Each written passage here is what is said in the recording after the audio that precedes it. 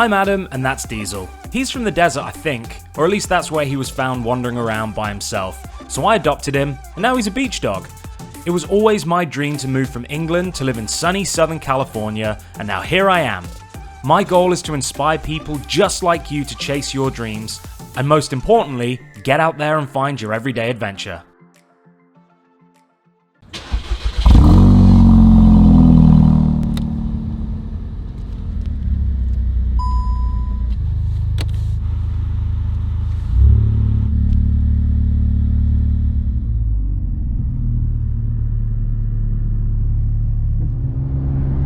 Look at this crazy marine layer.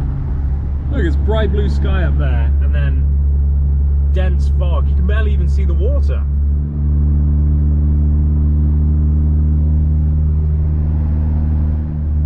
Look, it just ends right here, and then it's blue.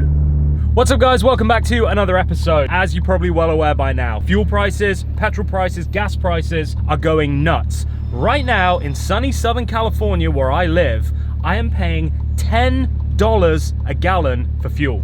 Yeah, $10. Stand by and I'll show you why.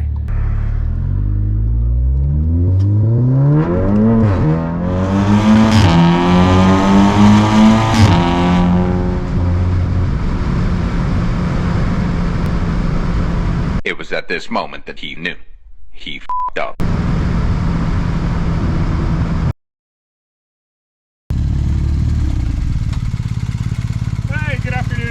Hey officer, how are you? Good, thanks. A few moments later.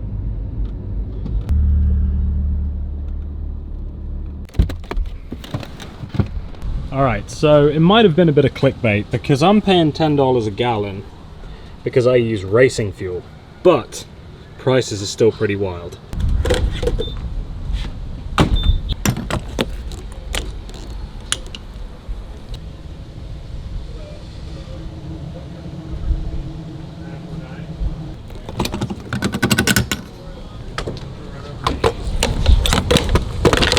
So luckily I didn't need to fill up because I already did that the other day. But yeah, as you can see, fuel is pretty expensive. Probably a little bit clickbaity telling you that I was paying $10 a gallon for fuel here in California. Anybody else would be paying about $6, which is still incredibly high. And I will put the conversions on the screen so that you guys in the UK know what that is. It is still less than the UK, and I'm sorry about that.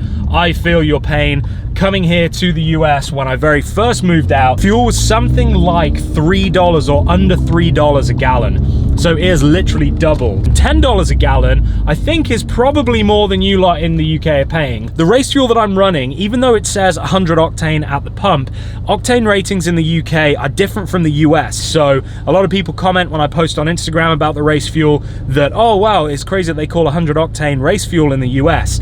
Technically, it is more than that, but like I said, the way that they do their ratings is a little bit different. Now, I know you're all thinking, what just happened back there with that police officer? Well, this exhaust is a valved system, and with the valves closed, it's very quiet, sounds almost like stock, and is perfectly legal. It's under the 95 decibels here in California, which is the legal limit. With the valves open, however, it probably isn't, and so I had a conversation with the officer. He was very kind, very understanding, and I just got a warning and told to make sure that on the roads I keep those valves closed. So I now have them closed, so it is nice and road legal.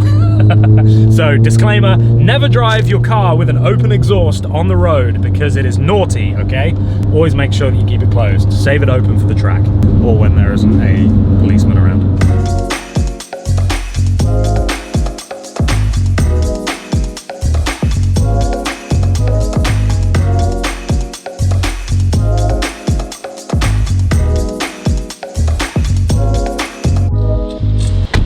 Welcome to Lamborghini Newport Beach, ladies and gentlemen, although there's actually quite a lot of other cars here. So right now, apparently, new Lamborghinis are on a 2-year wait, which is crazy.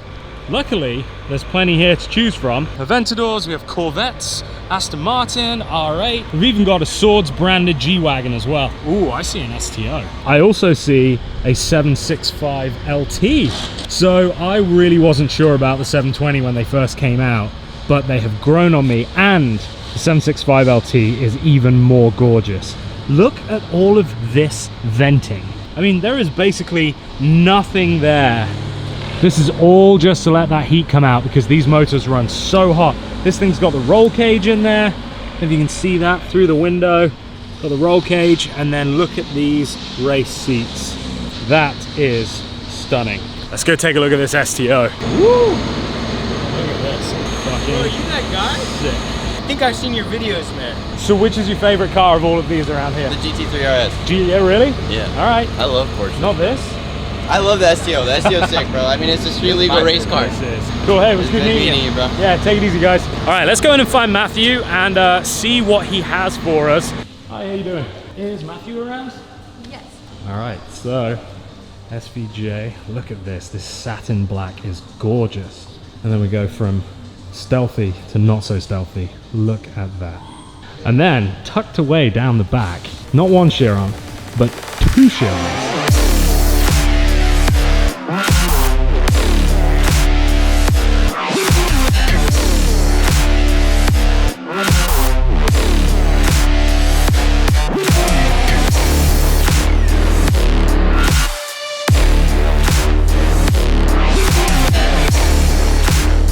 Now, I don't profess to be an expert on Bugattis at all, but what I do know is that this right here is the Bugatti Chiron Super Sport, and what that means is that this is one of the fastest Bugattis that they make. They do make a 300 plus model, which will do 300 miles per hour.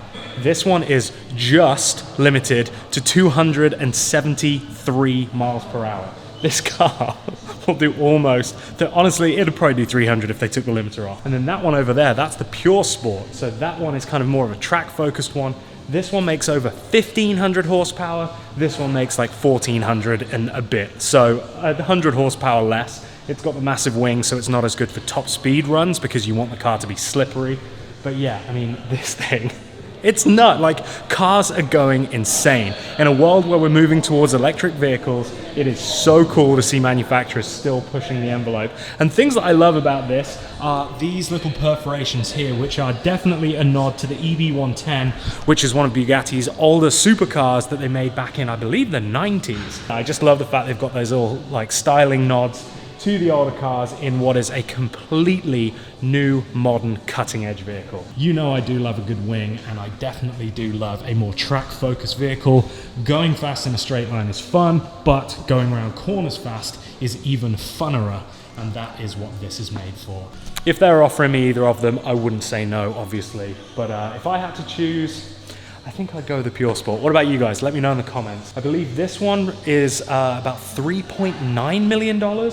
And this one is like $3.8 million, something like that. So they're both just a little bit out of my price range right now. Maybe once I've sold the Golf and a kidney on the black market and cryptocurrency and robbed a bank. But we'll get there eventually, hopefully. Who knows? Maybe not. But it is so nice just to be here in the presence of these. But let's go find Matthew and let's go and see what he's got for us to drive today. What's up, dude? How you doing? So everybody, this is Matthew. You guys may remember him from our very, I think this is my second episode. Get out of here. Second episode, yeah, it was This Is Why I Moved to California. So I was just showing everybody these Bugattis. I don't profess to know much about them at all. So you can definitely fact check me on this. A lot of times with the modern Bugatti products, starting with the Veyron on, they were very much top speed based, all about that number. Here it's a complete opposite approach. Bugatti was thinking, what if you took one of these amazing Chirons, this piece of artwork that's almost like a Mona Lisa, and made a track variant of it. And this thing makes 1,450-ish horsepower? Right around there, depending if you're looking at BHP versus horsepower. Okay. The SAE number. And Yeah, stuff. for sure. Specifically the Pure Sport, what they've done, since top speed isn't important here, they've changed the actual gearbox. The gears inside of there are going to be shorter, set up more for acceleration. Same thing with the final drive or the rear end. The aerodynamics is fixed, so this wing doesn't go up and down anymore. So you'll see these bigger ports and vents just help manage the heat on those track days. One really unique feature on the Pure Sport, and I've never seen it on another vehicle for production use, is a 3D printed exhaust. No way. Yeah, that's so you 3D can kind of printed? tell, yeah.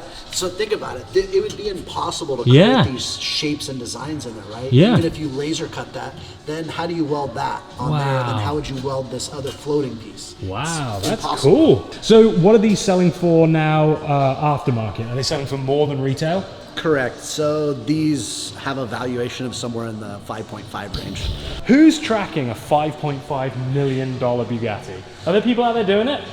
I haven't seen any done personally. If that's you, let me know. I want to come to a track day and just watch you track your $5.5 million car. And then this one is the Super Sport. So this is the super fast 273 limited top speed. Correct. Okay. And they made a 300 model, right? As well. Yes. So there is a small batch of those. And then, of course, we all saw when Bugatti did that run a few years ago, they were able to hit 304 miles an hour on one of these vehicles. It has 100 extra horsepower. So we're at 1,600 here. Okay. And they have lengthened the vehicle for high-speed stabilization. Oh, interesting. So it's almost a foot longer back here, and the arrow has been reshaped. All the other Veyron Chirons, the leading edge was the wing back here.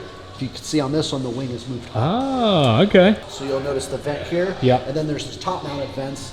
This is kind of an Easter egg or a throwback to the Bugatti EB110 SS. Yep. Just what a beautiful car. And this one is slightly less expensive than the Pure Sport, right? Not necessarily. No? Yeah. So on the actual MSRP-wise, these were still higher. Oh, okay. So these were how much? Again, it depends on options and that kind of stuff, Yeah. but they were in that 4 to 4.5 range. Because Wild. visual carbon's a big option. This one has half the visual carbon. Okay. To give you an idea, to do a full body visual carbon, it's a $300,000 option. $300,000. Yeah, correct. So basically, like, you know, a GT2 RS is. So when you say visual carbon, this is carbon, right? Most of the car is carbon fiber. Yeah. So over here, we've went and just painted it. Right. When we go visual, where we can physically see the weave, obviously it all needs to be aligned. Yeah. Because it needs to be pretty. Right there, it's not as important. It's not $300,000 worth of carbon work here. It's Right. all the labor that goes into matching that weave perfectly. Got it. Because you can see how it's moving in this direction, then it has to create a V. And Yeah. so all the way down the roof, all the way back here, all the weave is perfect. If wow. you put the camera really closely, look at this line through here. Yeah, Beautifully done. that's incredible. So we're going to be taking out this and this today. I wish. But you do have We'll something just for us have to drive? cut off a few cylinders and eliminate some turbos. So yeah, like I said, we did come here today to drive something. And when I first came and when we first met Matthew, I did get to drive the Huracan Evo, which was amazing. I absolutely love that car. And I've always said that if I was going to get a Huracan, I think it would be the Evo. I do like the Performante, but there's just something about the Evo being so like kind of subtle and still having similar type performance to the Performante that I really like. And you know I'm not normally the subtle guy, but in that respect I do like it. But what I have never driven and always wanted to is a Lamborghini Urus. Well, there's one right there. So do you happen to have one we could take out? Let me see what I can do.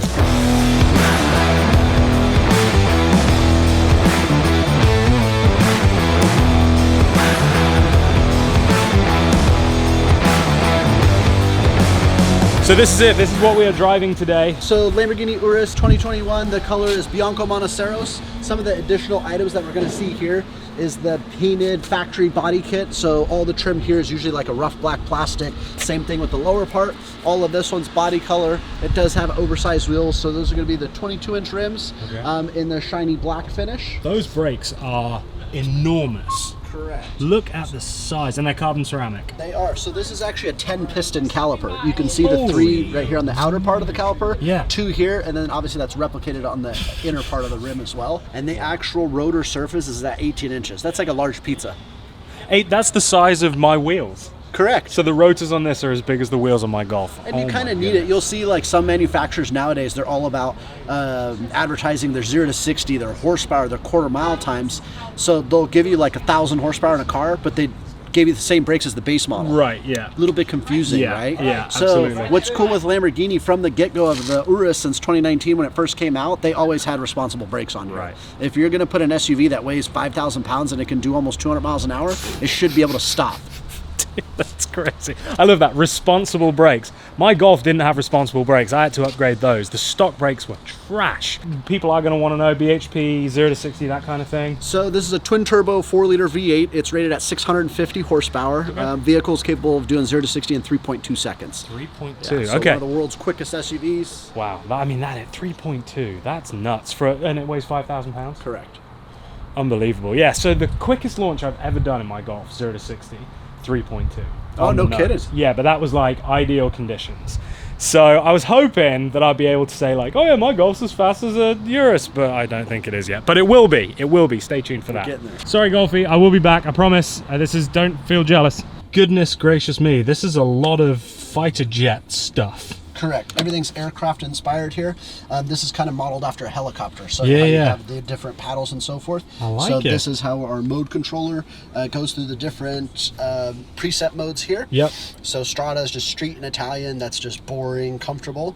Next one, sport mode, is going to wake it up. That's going to be more fun if we show it while we're actually rolling. Okay. So let's go ahead and start the car here. Corsa is the big boy one. All right, switched over to the GoPros because it's easier when we're in this confined space. So what's up and what's up? So what do we got? All right, so dual touchscreens here, a lot of tech packed in this vehicle. It's kind of like understated luxury, as what Lamborghini likes to say. So for instance, let's say we're just gonna start going somewhere, right? So we're gonna go to the navigation screen. You've usually seen like a search function. We jump down here, it's usually just a keyboard, right? Okay. We also have a sketch pad, if you will. So check this out. I'm just gonna start scribbling out Disney. D-I-S-N-E-Y. There's actual Disneyland. It's just gonna verify it, start. That's how Does this have haptic feedback? Yeah. And it's all Google Maps. That's nice. I've never seen a whole screen with that. Yeah, incredibly Wow. done. And we even have like full voice commands powered by like Alexa and stuff. Yeah. I'm hungry. Searching for restaurant along the route. What? So on the way to Disneyland, we want to stop, get some food. Habanas is great. Start guiding us there. Tells us the Yelp review. You want to call ahead? No way. Oh yeah. Yelp ratings for Havana. The overall rating is 4 stars. Price category, moderate. Review highlights drinks. That's so good. Hey, if you're driving a Urus, it doesn't matter if it's moderate.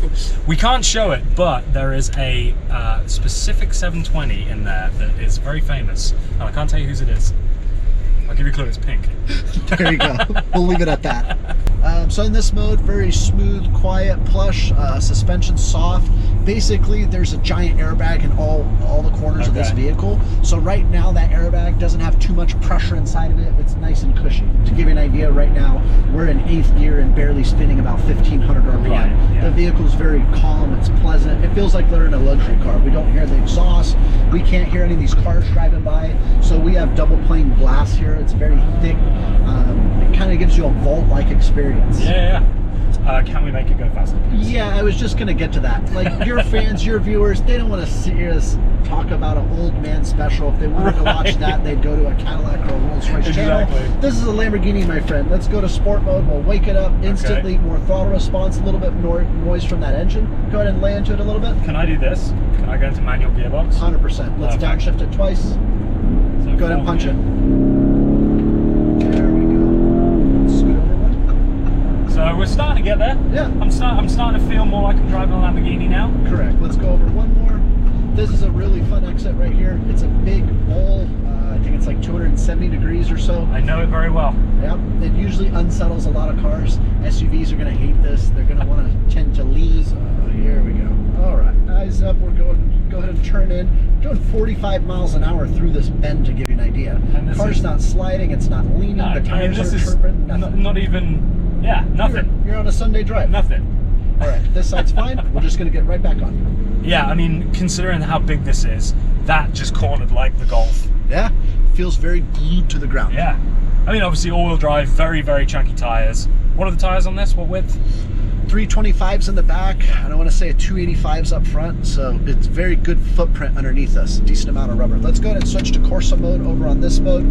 So Corsa is going to be the most aggressive. Now we're going to feel the full 650 horsepower. Steering's going to be a little bit more direct. Go towards the left side. Go all the way down. There you go. Ooh, okay. Oh, I got a heads-up display too. You feel how aggressive those shifts are now? Goodness. It's just punching us in our lower back. Holy, okay, yeah. I mean, this is a performance vehicle. Like, yes, it's an SUV, but the way that was just pushing me back in the seat, like, you feel all 650? Yes, sir. Okay, all right, I like it. These heads-up displays are so cool. Like, Do you want to try to see if you can get that? Yeah, let me see.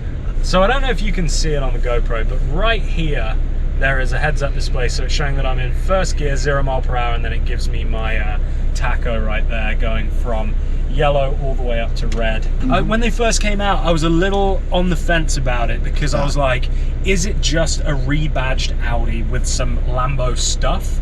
But it feels every bit the Lamborghini experience. 100% agree. And also, we've got the off-road modes as well, if you want. I mean, how capable is it off-road in reality? Legit. We put them up to mud, up to the doors. We took them out to Silverado when they first came out. I think we had like 9 of them on that run that day. Some were on the 23s. We brought a Raptor with a winch just in case. Right. Never needed to use the Raptor. Really? Yeah, we got mud on the roof of a lot of them. It was fun. All right, we're on a closed road here in Mexico. All right, let's go.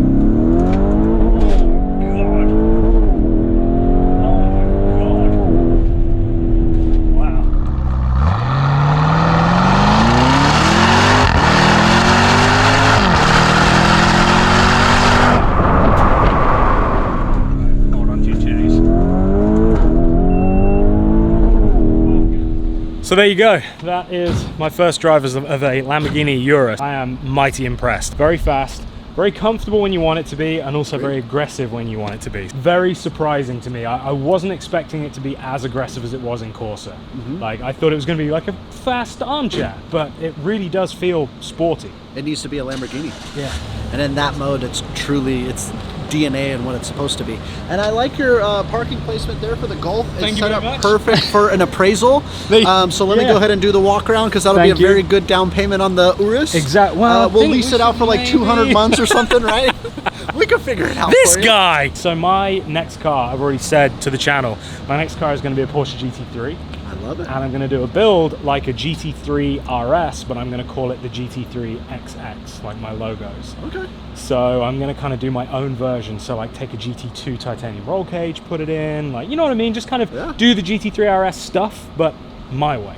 I like it. Because I figure that this idiot from England knows better than the Porsche engineers race them and won Le Mans 19 times. Makes sense. Neither here nor there. I think so. But I know a really good place where you get a GT3, because we always have some in stock. So I can help you source one once you're ready. I will be back. I will be back. Thank you so much, mate. My pleasure. Guys, I'm going to link Matthew's stuff below. If you are in the market for any of these, well, not the FedEx truck, but any of these, then hit him up. I will put all of his information in the description. And yeah, dude, thank you so much. I appreciate you. Well, that was a lot of fun, wasn't it? I'm just having a little philosophical moment, just kind of figuring out, like, what is important in life, and should you always be striving for the next big thing or the most expensive thing or whatever? And the reason I'm thinking this is because I've just driven a $350,000 Lamborghini, and now I'm driving my $30,000 Volkswagen. And I love this so much. Like, I absolutely love this car. And don't get me wrong, that Lambo was awesome. And if I had $350,000 to spare and I was looking for an SUV, I probably would buy one. But I'm not. And so I think what a lot of people get into the habit of doing is wishing that they had more, and like feeling almost like the place that they're at now isn't good enough, and always wishing they had more. And I guess my sort of philosophical thought here is, don't feel that way. Sure, strive to be bigger and better and improve yourself, and if that kind of personal improvement means getting an expensive car, great, go for it. But don't forget to enjoy the moment that you're in right now. Enjoy the fruits of your labor that got you to where you are right now. Because I wasn't here 5 years ago. I wasn't at the point where I could afford a car like this. I was driving around in a shitty old Mercedes, and guess what? I love that too. So just take the time to really appreciate where you're at and give yourself a pat on the back for getting to that point before you start worrying about, I want bigger and better. I guess that's my little philosophical takeaway. So that's going to wrap up this episode. I hope you've enjoyed it. It's definitely been a very fun way to spend a Wednesday afternoon.